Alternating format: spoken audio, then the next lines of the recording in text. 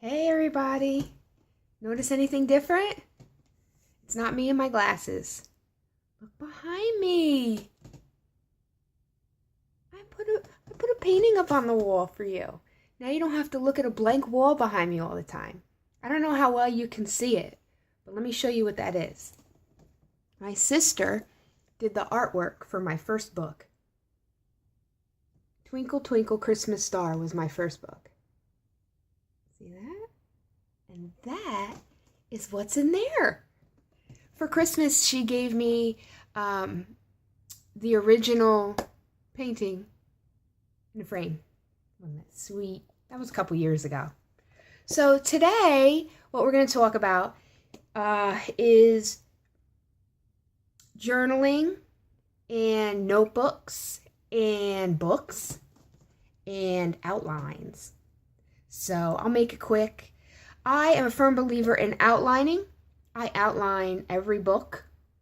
And the book that I just showed you, Twinkle Twinkle, this was actually the notebook that I used for my outlines for that book.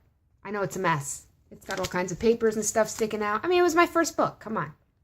So I actually used the same notebook for my first book and my second book. This is the one that just came out, the latest book. Not just came out, it's been out about a year or so. When Life Gives You Lemons, Drink Coffee. See? There's the back.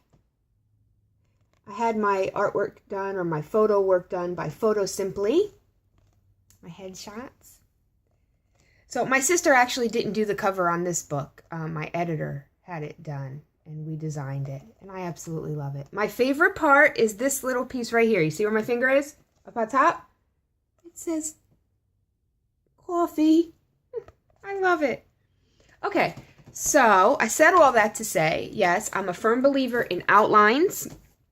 Not extensive outlines, just rough outlines. This way I know where I'm going as I'm writing the story. So the novel that I'm currently working on is all in here.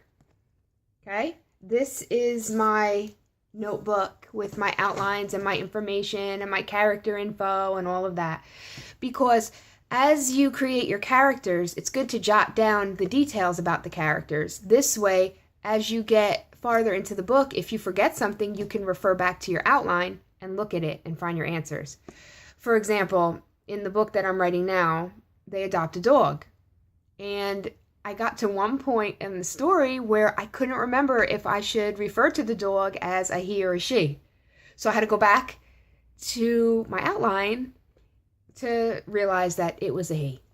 So, details like that, keep track of. This way you can refer back and you have an easy reference to refer back to.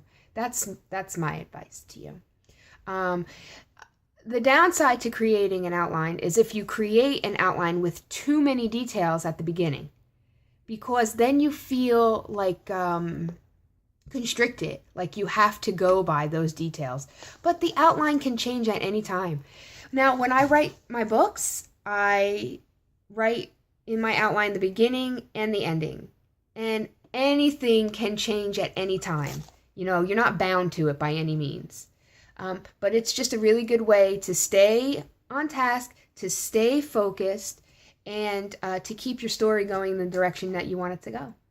So there's my advice to you. Get a new notebook for each book. I like to get pretty pens. You may not like pretty pens. You may not like pretty notebooks. You don't have to have either. You don't have to outline. I'm just giving you my advice and what works best for me. For another example is some people prefer to write the whole book and then go back and make their edits at the end, which could take a long time, if you've got a 300-page book.